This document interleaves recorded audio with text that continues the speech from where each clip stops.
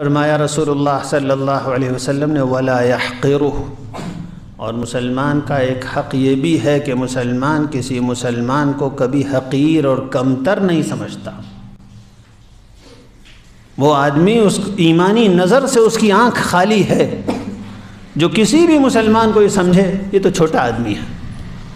اس کی آنکھ ایمان کی نظر سے خالی ہے، اس کا دل ایمان کے نور سے خالی ہے، اس کو ہوا بھی نہیں لگی ایمان کے مزے کی، جس کو اتنی سمجھ میں بھی بات نہیں آئی کہ کسی انسان کو اپنے سے حقیر سمجھنا، خود اس انسان کو اللہ کی نگاہ سے بالکل گرا دیتا ہے۔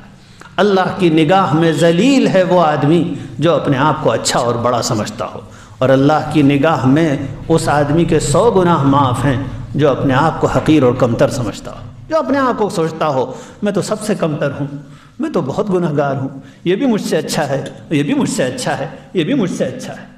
جو اس طرح سمجھنے کا دل میں حال پیدا کر لے، اللہ کی نگاہ میں اس کی عزت بڑھ جاتی ہے۔